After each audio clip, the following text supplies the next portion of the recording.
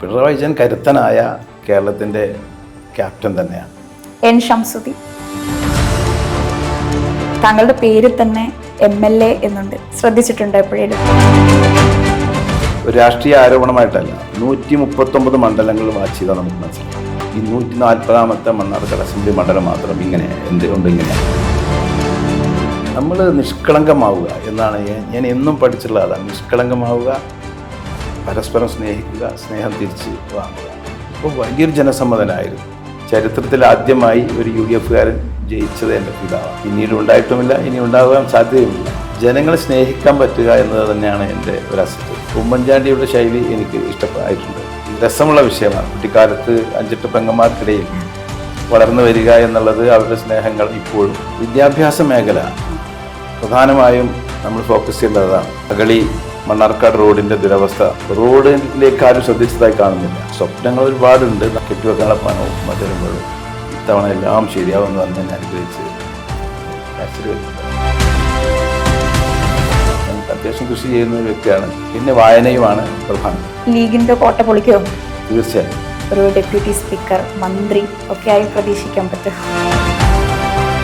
മണ്ഡലത്തിൽ ജനിച്ചു വളർന്ന ഒരാൾക്ക് മാത്രമേ മണ്ഡലത്തിൻ്റെ സ്പന്ദനങ്ങൾ മനസ്സിലാവൂ. ഞങ്ങൾ അതിനൊരു അന്താരാഷ്ട്ര നിലവാരമുള്ള ഒരു പദ്ധതി ഞങ്ങൾ പഠിച്ചു വരികയാണ്.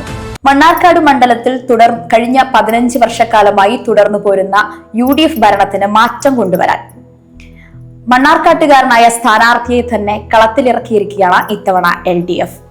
സ്ഥാനാർത്ഥി മൻസിൽ അബൂബക്കറാണ് നമുക്കൊപ്പം. നമസ്കാരം. നമസ്കാരം. മൻസിൽ അബൂബക്കർ രാഷ്ട്രീയത്തിലേക്ക് എത്തിയത് എങ്ങനെയാണ്? ഞാൻ എൻ്റെ കുട്ടിക്കാലത്ത് പിതാവ് കോൺഗ്രസിൻ്റെ മണ്ഡലം പ്രസിഡൻ്റായിട്ടാണ് ഞാൻ കാണുന്നത്. ജനങ്ങൾ വീട്ടിൽ വരികയും പ്രത്യേകിച്ച് പാവപ്പെട്ട ജനങ്ങളോട് പിതാവ് നല്ല നിലയിൽ അവരുടെ പ്രശ്നങ്ങൾ ഇടപെടുകയും ചെയ്തുകൊണ്ട് അത് കണ്ടുകൊണ്ടാണ് ഞാൻ വളർന്നു വന്നത്. അതുകൊണ്ടാണ് രാഷ്ട്രീയത്തിൻ്റെ താല്പര്യങ്ങൾ വന്നു തുടങ്ങിയത്. ഇടതുപക്ഷത്തോടൊരു ചായ്വ്, ഒരു താല്പര്യം, അതെങ്ങനെയാണ് തോന്നിയത്? തീർച്ചയായും ഇടതുപക്ഷത്തോട് താല്പര്യം തോന്നുന്നത് പ്രത്യേകിച്ച് പാവപ്പെട്ട ജനങ്ങളോടുള്ള ഇടതുപക്ഷത്തിൻ്റെ സമീപനം. നമുക്ക് പാവപ്പെട്ടവരോട് കൂടുതൽ സ്നേഹമുള്ളത് കൊണ്ട് ഇടതുപക്ഷത്തോട് അങ്ങനെ ആഭിമുഖ്യം തോന്നിയതാണ്. ഇപ്പോൾ MLA ആയി ജയിച്ചു വരികയാണെന്നുണ്ടെങ്കിൽ സ്വയം ഇനീഷ്യേറ്റീവ് എടുത്ത് ചെയ്യുന്നൊരു കാര്യം അല്ലെങ്കിൽ കാര്യങ്ങൾ എന്തൊക്കെയായിരിക്കും? വിദ്യാഭ്യാസ മേഖല പ്രധാനമായും നമ്മൾ ഫോക്കസ് ചെയ്യേണ്ടതാണ്. നമ്മളെ കുട്ടികൾ കുടുംബത്തിനും സമൂഹത്തിനും സംസ്ഥാനത്തിനും രാജ്യത്തിനും ഒക്കെ ഗുണം ചെയ്യുന്ന നല്ല പൗരന്മാരാവണമെങ്കിൽ അവർക്ക് മികച്ച വിദ്യാഭ്യാസം ലഭ്യമാകണം. മികച്ച വിദ്യാഭ്യാസം ലഭ്യമാക്കുക എന്ന് തന്നെയാണ് എൻ്റെ മനസ്സിലുള്ള ആദ്യത്തെ പ്രോഗ്രാം. ഇപ്പോൾ ആരോഗ്യമായാലും പൊതുഗതാഗതമായാലും കാർഷിക മേഖലയായാലും ഇങ്ങനെ ഏത് മേഖലയിലാണ് മണ്ണാർക്കാട് മണ്ഡലത്തിൽ അടിയന്തര ഇടപെടൽ ആവശ്യമാണ് എന്ന് മൻസിൽ അബൂബക്കറിന് തോന്നുന്നത്? മണ്ണാർക്കാടിൻ്റെ ഇപ്പോഴത്തെ അവസ്ഥ, ഗതാഗതത്തിൽ വലിയ പ്രശ്നങ്ങളുണ്ട്. പ്രത്യേകിച്ച് നമുക്ക് അഗളി മണ്ണാർക്കാട് റോഡിൻ്റെ ദുരവസ്ഥ നമുക്ക് മനസ്സിലാവും. ഇത് മാത്രമല്ല, മണ്ണാർക്കാടിലൂടെ സഞ്ചരിക്കുമ്പോൾ എല്ലായിടങ്ങളിലും ഗതാഗത പ്രശ്നങ്ങളാണ്. റോഡിൻ്റെ ദുരവസ്ഥ, റോഡിലേക്ക് ആരും ശ്രദ്ധിച്ചതായി കാണുന്നില്ല. അതുകൊണ്ട് തന്നെ പൊതുഗതാഗതം, റോഡിൻ്റെ ദുരവസ്ഥകൾ മാറ്റുക എന്നുള്ളത് ഒരു പ്രധാനമായി പരിഗണിക്കേണ്ട ഒരു കാര്യമാണ്. പിന്നെ കാർഷിക മേഖല എന്ന് പറയുന്നത് നമ്മുടെ നട്ടെല്ലായി വരുന്ന ഒരു സംഭവമാണ്. എന്തൊക്കെ പറഞ്ഞാലും കാർഷിക മേഖല മെച്ചപ്പെടേണ്ടതുണ്ട്. കർഷകർക്ക് സൗകര്യങ്ങൾ ചെയ്തു കൊടുക്കണം, അവരുടെ ഉൽപ്പന്നങ്ങൾക്ക് വില ഉണ്ടാവണം. അത് പരിഗണിക്കപ്പെടേണ്ട കാര്യമാണ്. ഇപ്പോൾ വികസന കാഴ്ചപ്പാട് മുൻനിർത്തുന്നുണ്ട്. അപ്പോൾ മൻസിൽ അബൂബക്കർ മനസ്സിൽ കാണുന്ന ഒരു മണ്ണാർക്കാട് അതെങ്ങനെയാണ്? സ്വപ്നങ്ങൾ ഒരുപാടുണ്ട്. നമുക്ക് വിദേശ രാജ്യങ്ങളിലൊക്കെ പോകുമ്പോൾ ഒരുപാട് കാര്യങ്ങൾ കാണുന്നതാണ്. പ്രായോഗികമായി മണ്ണാർക്കാടിനെ മികച്ച ഒരു മണ്ഡലമാക്കി മാറ്റണം. എല്ലാ മേഖലയിലും അതിൻ്റെ ഒരു സ്പർശം ഉണ്ടാകണം എന്ന് പറയാനേ നമുക്ക് ഇപ്പോൾ കഴിയുള്ളൂ. കാരണം ഒരുപാട് പദ്ധതികൾ ഉണ്ടാവേണ്ടതുണ്ട്.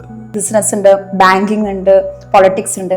ഇതിൽ ഏറ്റവും കംഫർട്ട് ഏതാണ് എന്ന് ചോദിച്ചാൽ എന്തായിരിക്കും മറുപടി പറയാ? തീർച്ചയായിട്ടും പൊളിറ്റിക്സ് ആണ്. കാരണം പ്രത്യേകിച്ച് പാവപ്പെട്ട ജനങ്ങളെ സേവിക്കുക എന്ന അതുകൊണ്ടാണല്ലോ ഈ ബിസിനസ് എല്ലാം വിട്ട് പൊളിറ്റിക്സിലേക്ക് വന്നതും പ്രത്യേകിച്ച് ഇങ്ങനെ ഒരു നിയമസഭാ അംഗത്വമാകാനുള്ള മത്സരത്തിലേക്ക് വരുന്നതും അതുകൊണ്ടാണല്ലോ.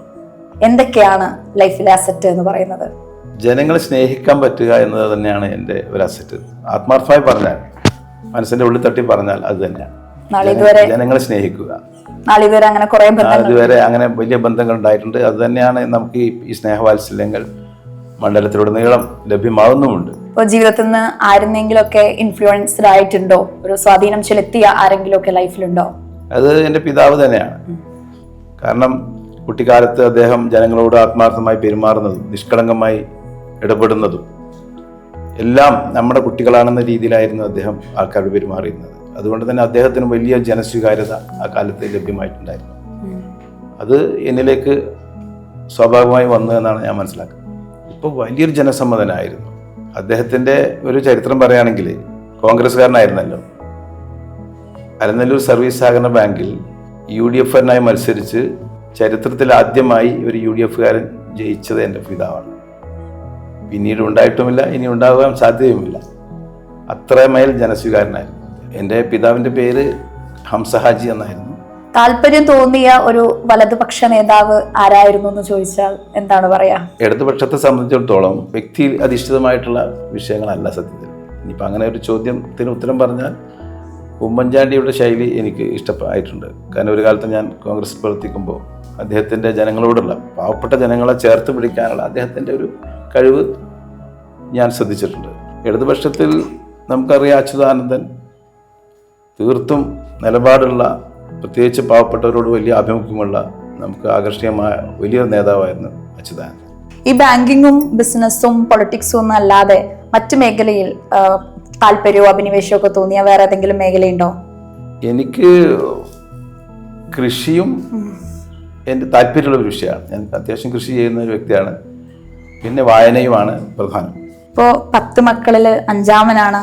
ഒരു വലിയൊരു കുടുംബത്തിന്റെ ഭാഗമാണ് മൻസിൽ അബൂബക്കർ. അപ്പോൾ സഹോദരങ്ങള്, കുടുംബം, അവരുടെയൊക്കെ പിന്തുണ ജീവിതത്തിൽ എത്രത്തോളം ഉണ്ട്? അവരുടെയൊക്കെ പിന്തുണ എങ്ങനെയാണ്? ഞങ്ങൾ 10 മക്കളാണ്. 8 പെൺകുട്ടികൾ, 2 ആൺകുട്ടികൾ. അതിൽ ചെറുതാണ് ഞാൻ. ഈ രസമുള്ള വിഷയമാണ്. കുട്ടിക്കാലത്ത് 5-8 പെങ്ങന്മാർക്കിടയിൽ വളർന്നു വരിക എന്നുള്ളത് അവരുടെ സ്നേഹങ്ങൾ ഇപ്പോഴും കിട്ടുന്ന ഒരു ആളാണ് ഞാൻ. അത് വലിയ സന്തോഷമുണ്ടാക്കുന്ന കാര്യമാണ്. അവരുടെ സപ്പോർട്ടും വളരെ വലുതാണ് ഇപ്പോഴും. ഇപ്പോൾ തെരഞ്ഞെടുപ്പിന് കെട്ടിവെക്കാനുള്ള കാശ് തന്നത് ഉമ്മയാണ്. അതിൻ്റെ ഇടയിൽ വോട്ടിന് മുന്നേ തന്നെ ഉമ്മയുടെ വിയോഗമുണ്ടായി. തീർച്ചയായും നമ്മുടെ വലിയൊരു ശക്തിയായിരിക്കും നമ്മുടെ ജീവിതത്തിൽ നിന്ന് ചോർന്നു പോയിട്ടുണ്ടാകുക. ഉമ്മയുമായിട്ടുള്ളൊരു ബോണ്ട്, ആ ഒരു ബന്ധം എത്രത്തോളം ഉണ്ട്? കുറച്ചു കാലമായിട്ട് ഉമ്മ വാർദ്ധക്യ സഹജമായ ചില പരിമിതികളിൽ ഇങ്ങനെ നിന്ന് പോവായിരുന്നു. എങ്കിലും അത്യാവശ്യം കാര്യങ്ങൾക്കൊക്കെ നടക്കാനും ഒക്കെ കഴിയുമായിരുന്നു. ഈ ഇലക്ഷൻ വരുന്ന സമയത്ത്, ഈ നിയമസഭാ അംഗത്വം എന്നിലേക്ക് ചർച്ച ചെയ്യപ്പെടുന്ന സമയത്ത് ഞാൻ ഉമ്മാനോട് സംസാരിച്ചിട്ടുണ്ടായിരുന്നു. അപ്പോൾ ഉമ്മ പറഞ്ഞു, ശരിക്ക് ഇതിപ്പോൾ ശരിയാവും ഇത് എന്ന് പറഞ്ഞായിരുന്നു. പിന്നെ അതിൻ്റെ ഓരോ ഘട്ടങ്ങളിലും ഞാൻ എനിക്ക് കരച്ചിൽ വരുന്നുണ്ട്. പിന്നെ ഓരോ ഘട്ടങ്ങളിലും ഞാൻ ഉമ്മാനോട് ചോദിക്കുന്നുണ്ടായിരുന്നു നോമിനേഷൻ കൊടുക്കുന്ന സമയത്ത്. പിന്നീട് നോമിനേഷൻ കൊടുക്കുന്ന ദിവസം നോമിനേഷനും കെട്ടിവെക്കാനുള്ള പണവും തരുമ്പോഴും ഇത്തവണ എല്ലാം ശരിയാവും എന്ന് പറഞ്ഞ് എന്നെ അനുഗ്രഹിച്ച് വിട്ടതാണ്. പിന്നീട് അന്ന് വൈകുന്നേരം ചെറിയൊരു ശ്വാസതടസ്സം വരികയും ഹോസ്പിറ്റലിൽ അഡ്മിറ്റ് ആവുകയും ചെയ്തു. പിന്നെ ഞാൻ ICUയിൽ പോയി അരമണിക്കൂറോളം സംസാരിച്ചിട്ടുണ്ടായിരുന്നു. മൻസിൽ അബൂബക്കറിന് CPM-ൽ നിന്നുള്ളൊരു പിന്തുണ എത്രത്തോളം ഉണ്ട്? ഇപ്പോൾ മുന്നണി ഇപ്പോൾ വളരെ ശക്തമാണ്. ഇത്ര മുന്നണി ബന്ധം ശക്തമായ ഒരു തെരഞ്ഞെടുപ്പ് ഈ അടുത്തൊന്നും ഉണ്ടായിട്ടില്ല. CPM എന്ന് മാത്രമല്ല CPI കൂടി കൈകോർത്ത് വലിയ ഒരു മുന്നേറ്റമാണ് ഇപ്പോൾ മണ്ഡലത്തിൽ നടന്നുകൊണ്ടിരിക്കുന്നത്. അട്ടപ്പാടിയിലെ പഞ്ചായത്തും ബ്ലോക്കും ഇപ്പോൾ UDF ആണ്. അതിലൊരു ഭയമുണ്ടോ? ഒരിക്കലുമില്ല. തദ്ദേശ സ്വയംഭരണ സ്ഥാപനത്തിൻ്റെ പാറ്റേൺ വേറെയാണ്. ഇവിടെ തന്നെ പരിശോധിച്ചാൽ ജില്ലാ പഞ്ചായത്ത് ഇടതുപക്ഷത്തിന് വലിയ ലീഡർ ഇപ്പോഴും ഉണ്ടല്ലോ. അതുകൊണ്ട് അത് ഒട്ടും ഭയമില്ലാത്തതാണ്. എവിടെ പോയാലും ഇടത്തനാട്ടുകാർ ഞങ്ങൾ നാട്ടുകാരനാണ് എന്നൊക്കെ പറഞ്ഞ് ആവേശത്തിൽ ഓടി വരുന്നുണ്ട്. അവരുടെ ഒരു സപ്പോർട്ട് എത്രത്തോളം ഉണ്ട്? ഇടത്തനാട്ടിലെയും മലനല്ലൂരും കോട്ടോപ്പാടും അങ്ങനെ മണ്ണാർക്കാടിന്റെ പല പ്രദേശങ്ങളും ഇതേ ഗണത്തിൽ വരും. എനിക്ക് ഒരുപാട് ബന്ധങ്ങൾ മണ്ഡലത്തിലുടനീളമുണ്ട്. അവർ പ്രത്യേകിച്ച് ഇടത്തനാട്ടിലും മലനല്ലൂരൊക്കെ സ്വാഭാവികം, നമ്മൾ ജനിച്ചു വളർന്ന സ്ഥലത്ത് അവർ മറ്റുള്ള ഏരിയയിൽ നിന്ന് കാണുമ്പോൾ ഓടി വരുന്നത് സ്വാഭാവികമാണ്. പിന്നെ ഞാൻ പറഞ്ഞല്ലോ, ജനങ്ങളുമായി അടുത്ത് ഇടപഴകുന്ന, സ്നേഹിച്ചു പോകുന്നതുകൊണ്ട് അത് തിരിച്ച് സ്നേഹം നമുക്ക് ലഭ്യമാവുന്നു എന്ന് പറയാം. ആ സപ്പോർട്ട് കൂടി കിട്ടുമ്പോൾ ലീഗിന്റെ കോട്ട പൊളിക്കോ? തീർച്ചയായും. കാരണം രാഷ്ട്രീയത്തിന് അതീതമായുള്ള പിന്തുണയാണ് എൻ്റെ പിതാവിന് വന്ന് ലഭിച്ചത്. രാഷ്ട്രീയത്തിന് അതീതമായുള്ള പിന്തുണ എനിക്ക് ഇപ്പോൾ ലഭ്യമാവുന്നുണ്ട്. അതുകൊണ്ട് തന്നെ വലിയ മുന്നേറ്റം ഉണ്ടാക്കാൻ കഴിയും. ജില്ലയിലെ CPIയുടെ സീറ്റുകളിലൊന്നാണ് മണ്ണാർക്കാട്. ഇപ്പോൾ കന്നിക്കാരനാണെങ്കിലും ലീഗ് ഹാട്രിക്ക് നേടിയ ആ റെക്കോർഡൊക്കെ ഭേദിച്ച് നിയമസഭയിലെത്തിയാൽ ഒരു ഡെപ്യൂട്ടി സ്പീക്കർ, മന്ത്രി ഒക്കെ ആയി പ്രതീക്ഷിക്കാൻ പറ്റും? ആ ഇതിന് ഉത്തരം പറയാൻ ഇപ്പോൾ സാധ്യമല്ല. കാരണം അതെല്ലാം വരാനിരിക്കുന്ന കാര്യങ്ങളാണ്. ഇപ്പോൾ തെരഞ്ഞെടുപ്പിലെ വിജയത്തിലേക്കുള്ള പ്രവർത്തനങ്ങളുമായി മുന്നോട്ട് പോവുക. മൻസിൽ അബൂബക്കർ ഇടത് സഹയാത്രികനാണെങ്കിലും ജ്വല്ലറി ഒക്കെ ഉദ്ഘാടനം ചെയ്തത് പാണക്കാട് തങ്ങളായിരുന്നു. അവരോടുള്ള ബന്ധം എങ്ങനെയാണ്? ഒരു ആദരവ് ഉള്ള ആളാണോ? ഞാൻ മുൻപ് പറഞ്ഞതുപോലെ എല്ലാവരോടും സ്നേഹിച്ച് പെരുമാറുക എന്നുള്ളത് കൊണ്ട് സമൂഹത്തിലെ എല്ലാ വിഭാഗം ആൾക്കാരോടും, ഉയരങ്ങളിലുള്ളവരോടും ഏറ്റവും താഴെത്തട്ടിലുള്ളവരോടൊക്കെ ഒരേ തരത്തിൽ ബന്ധം പുലർത്തുന്ന ഒരാളാണ് ഞാൻ. അതിൽ വേറൊരു വീക്ഷണമില്ല. അതുകൊണ്ട് തന്നെ അവരോടൊക്കെ എനിക്ക് സ്നേഹമേ ഉള്ളൂ. മണ്ണാർക്കാട്ടെ ജനങ്ങൾ എന്തു മുൻനിർത്തിക്കൊണ്ടാണ് മൻസിൽ അബൂബക്കറിനെ തിരഞ്ഞെടുക്കേണ്ടത്, വിജയിപ്പിക്കേണ്ടത്? അല്ല, അവർക്കറിയാം മണ്ഡലത്തിലെ ഒരാളാണ് ഞാൻ. മണ്ഡലത്തിൽ ജനിച്ചു വളർന്ന ഒരാൾക്ക് മാത്രമേ മണ്ഡലത്തിൻ്റെ സ്പന്ദനങ്ങൾ മനസ്സിലാവൂ. അവിടെയാണ് കഴിഞ്ഞ നിയമസഭാംഗത്തിന് തെറ്റുപറ്റിയത്. ജനങ്ങൾക്ക് ഒരു തിരുത്ത് ആവശ്യം വന്നിരിക്കുന്നു. അവരിൽ ഒരാളായി അവരുടെ മണ്ഡലത്തിൽ ജനിച്ചു വളർന്ന ഒരാൾ അവരുടെ സ്പന്ദനങ്ങൾ, പ്രയാസങ്ങൾ മനസ്സിലാക്കുന്ന ഒരംഗം വേണമെന്ന് അവർക്ക് തോന്നിയിട്ടുണ്ട്. മണ്ഡലത്തിലെ ഇപ്പോഴത്തെ ട്രെൻഡ് വെച്ച് വലിയ സന്തോഷത്തിലാണ് ഞങ്ങൾ. തീർത്തും ഒരു 15 വർഷത്തെ വികസന മുരടിപ്പ് ഈ മണ്ഡലത്തിൽ സംഭവിച്ചിട്ടുണ്ട്. അത് വലിയ ഒരു കഷ്ടം തന്നെയാണ്. പ്രത്യേകിച്ച് അട്ടപ്പാടിയിലെ ജനങ്ങൾ ജീവിക്കുന്നത് കാണുമ്പോൾ ഈ റോഡിൻ്റെ ദുരവസ്ഥ കാരണമുണ്ടായ അവരുടെ ദുരിതം വലിയ സങ്കടകരമാണ്. ഒരു ജനാധിപത്യ സംവിധാനത്തിൽ ഒരിക്കലും ഇങ്ങനെ നടക്കാൻ പാടില്ലായിരുന്നു. എന്തുകൊണ്ടാണ് ഇത് സംഭവിച്ചത് എന്ന് ഇപ്പോഴും പിടികിട്ടുന്നില്ല. ഒരു നിയമസഭാംഗത്തിൻ്റെ ഉത്തരവാദിത്വമില്ലായ്മയാണോ എന്താണെന്ന് ഇപ്പോഴും മനസ്സിലാവുന്നില്ല. അതുകൊണ്ട് തന്നെ ഇതിനൊരു പരിഹാരം ഉണ്ടാവണം.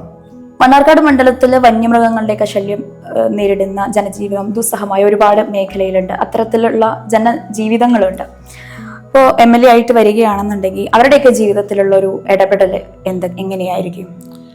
നമ്മൾ വളരെ അഡ്രസ്സ് ചെയ്യേണ്ട ഒരു മാറ്ററാണ് ഈ വന്യമൃഗ ശല്യത്തിൽ നിന്ന് നമ്മളെ ജനങ്ങളെ രക്ഷിക്കുക എന്നുള്ളത്. അതിന് ബൃഹത്തായ പദ്ധതികൾ ആവശ്യമുണ്ട്. ഇപ്പോൾ ഞങ്ങൾ അതിനൊരു അന്താരാഷ്ട്ര നിലവാരമുള്ള ഒരു പദ്ധതി ഞങ്ങൾ പഠിച്ചു വരികയാണ്. നമ്മൾ ജയിക്കുന്ന വർഷം ജയിച്ചാൽ അതുമായി ബന്ധപ്പെട്ട വലിയ പദ്ധതികൾ നമ്മൾ ആവിഷ്കരിക്കും. വ്യക്തി ജീവിതത്തിലും രാഷ്ട്രീയ ജീവിതത്തിലും മൻസിൽ അബൂബക്കർ പ്രധാനമായും മുന്നോട്ട് വെക്കുന്ന ഒരു ആശയം എന്താണ്? നമ്മൾ നിഷ്കളങ്കമാവുക എന്നാണ് ഞാൻ എന്നും പഠിച്ചിട്ടുള്ള അതാണ്. നിഷ്കളങ്കമാവുക, പരസ്പരം സ്നേഹിക്കുക, സ്നേഹം തിരിച്ച് വാങ്ങുക. ഞാൻ കുറച്ച് പേരുകൾ പറയാം. അവരെ ഒറ്റ വാക്കിലൊന്ന് വിശേഷിപ്പിച്ചാൽ മതി. പിണറായി വിജയൻ കരുത്തനായ കേരളത്തിൻ്റെ ക്യാപ്റ്റൻ തന്നെയാണ്. ഉമ്മൻചാണ്ടി ജനങ്ങളോട് അത്യാവശ്യം നന്നായി സംവദിക്കുന്ന, ഇടപഴകുന്ന ഒരു നേതാവ് തന്നെ. VD സതീശൻ അദ്ദേഹം ഇപ്പോഴത്തെ പ്രതിപക്ഷ നേതാവാണല്ലോ. അത്രേ ഉള്ളൂ. MV ഗോവിന്ദൻ ഇപ്പോൾ ശക്തമായി CPM-നെ മുന്നോട്ട് നയിക്കുന്നു. നല്ല നേതാവാണ്. N ഷംസുദ്ദീൻ അദ്ദേഹം ഇപ്പോൾ നിലവിൽ നിയമസഭാംഗം, എൻ്റെ ഇപ്പോഴത്തെ രാഷ്ട്രീയ എതിരാളി. ഇപ്പോൾ ഏതാനും ദിവസങ്ങളിലായിട്ട് വാഹന പര്യടന ജാഥ ഉൾപ്പെടെ പ്രചരണ പ്രവർത്തനങ്ങളായിട്ട് ഉൾപ്രദേശങ്ങളിൽ ഉൾപ്പെടെ സഞ്ചരിക്കുന്നുണ്ട്. അവരിൽ നിന്നൊക്കെ കിട്ടുന്ന അല്ലെങ്കിൽ അവരൊക്കെ പറയുന്ന കാര്യങ്ങൾ എന്താണ്? അവരുടെ ഒരു പ്രതികരണങ്ങളൊക്കെ എങ്ങനെയാണ്? സത്യത്തിൽ നമുക്ക് വളരെ സങ്കടം തോന്നുന്ന കാഴ്ചകളാണ് ഈ മണ്ഡലത്തിൽ ഇപ്പോൾ കാണുന്നത്. ഒരു രാഷ്ട്രീയ ആരോപണമായിട്ടല്ല, 139 മണ്ഡലങ്ങൾ വാച്ച് ചെയ്താൽ നമുക്ക് മനസ്സിലാവും. ഈ 140ാമത്തെ മണ്ണാർക്കാട് അസംബ്ലി മണ്ഡലം മാത്രം എന്തുകൊണ്ട് ഇങ്ങനെയായി എന്ന് ജനം ചോദിക്കുകയാണ്. അത് നമുക്ക് റിയലായിട്ട് നമുക്ക് പോയാൽ കാണാനും പറ്റും. റോഡ് മാത്രമല്ല, എല്ലാ വിഷയങ്ങളിലും ഈ അട്ടപ്പാടിയാകൽ റോഡ് മാത്രമല്ല, മണ്ണാർക്കാടിൻ്റെ മറ്റ് സ്ഥലങ്ങളിലൊക്കെ നിങ്ങൾ നോക്കൂ. ഇത് വെറും ആരോപണമായി ഒരു എതിർ സ്ഥാനാർത്ഥി സംസാരിക്കുന്നതല്ല. അതുകൊണ്ട് തന്നെ ജനങ്ങൾ വലിയ പ്രതിഷേധത്തിലാണ് നിലവിലുള്ള നിയമസഭാംഗത്തോട്. ആ പ്രതിഷേധം എന്നിലേക്ക് സ്നേഹമായി പ്രവഹിക്കുന്നതായിട്ട് മനസ്സിലാവുന്നുണ്ട്. ഒരു മാറ്റം ആവശ്യമാണ് എന്ന് യുവാക്കളടക്കം എല്ലാ സമൂഹം ഒന്നിച്ചു പറയുന്ന ഒരു വിഷയമാണ് നമ്മൾ മണ്ഡലത്തിലുടനീളം നമുക്ക് കാണാൻ കഴിയുന്നത്. വേറൊരു കാര്യം, താങ്കളുടെ പേര് തന്നെ MLA എന്നുണ്ട്, ശ്രദ്ധിച്ചിട്ടുണ്ടോ എപ്പോഴേലും? ഇംഗ്ലീഷിലൊന്ന് എഴുതി വെച്ചാൽ മതി, മൻസിൽ അബൂബക്കർ, ഒരു MLA എന്നുണ്ട്. ഇത് നിങ്ങൾ കണ്ടെത്തിയത് ഞാൻ ഇപ്പോഴാണ് മനസ്സിലാക്കുന്നത്. അങ്ങനെ ഉണ്ടെന്ന് തോന്നുന്നു അല്ലേ? എന്തായാലും അവസാനമായിട്ട് സംഭവിക്കട്ടെ. മണ്ണാർക്കാട്ടുകാരോട് എന്താണ് പറയാനുള്ളത്? മണ്ണാർക്കാട്ടുകാരോട് എനിക്ക് പറയാനുള്ളത്, ഈ തെരഞ്ഞെടുപ്പിൽ നിങ്ങൾ എന്നെ വിജയിപ്പിച്ചാൽ നിങ്ങൾ ഒരുവനായി നിങ്ങളോടൊപ്പം നിങ്ങളുടെ സുഖദുഃഖങ്ങളിൽ നിങ്ങളുടെ എല്ലാ കാര്യങ്ങളിലും സജീവ സാന്നിധ്യമായി എപ്പോഴും ഞാനുണ്ടാവും. എന്തായാലും മണ്ണാർക്കാട്ടെ ജനങ്ങളുടെ മനസ്സിൽ ഒരിടം പിടിക്കാൻ കഴിയട്ടെ. Thank you. ഒരു കുഞ്ഞു വിശേഷത്തിന് തുടക്കമാവുന്നു. Shifa fertility centre from KIMS Al Shifa.